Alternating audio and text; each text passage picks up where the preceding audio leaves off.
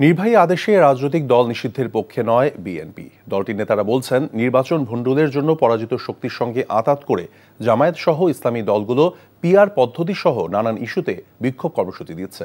নির্বাচন বাধাগ্রস্তকারীদের জনগণ প্রতিহত করবে বলেও মন্তব্য বিএনপি নেতাদের।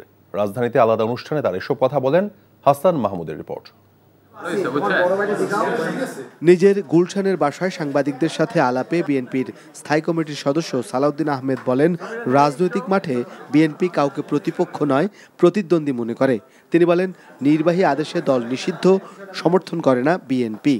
অন্য যে কোনো প্রক্রিয়ায় নির্বাহী আদেশের মধ্য দিয়ে যদি আমরা রাজনৈতিক দলের নিষিদ্ধ চাই, তাহলে সেটা হবে একটা ভয়ঙ্কর চর্চা।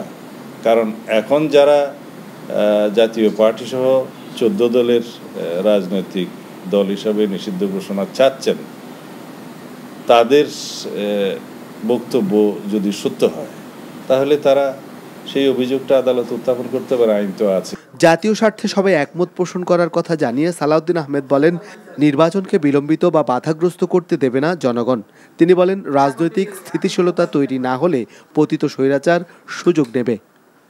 নির্বাচনকে বিলম্বিত করার জন্য অথবা বাধাগ্রস্ত করার জন্য যে কোনো রাজনৈতিক কৌশলকে দেশের জনগণ প্রত্যাখ্যান করবে।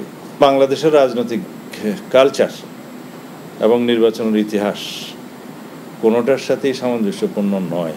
পিআর পদ্ধতিতে কোনোদিন সাধারণ মেজরিটি নিয়ে সরকার গঠন করা খুবই মুশকিল। অন্যদিকে স্থায়ী কমিটির আরেক সদস্য হাফিজউদ্দিন আহমেদ বলেন, ভোটে জিততে পারবে না জেনেই কর্মসূচি দিয়েছে জনভিত্তিহীন দলগুলো। যারা এখন পিআর এর পক্ষে ওকালতি করছে, তারা উপলব্ধি করতে পেরেছে যে জনগণ তাদেরকে ভোট দিবে না, অতীতেও দেয়নি, ভবিষ্যতে দিবে না। সুতরাং তারা এই নির্বাচনটি বিঘ্নিত করার জন্য এবং নানা ধরনের ষড়যন্ত্র বাংলাদেশে চলে। Hasan Mahmud, NTV news, Dhaka.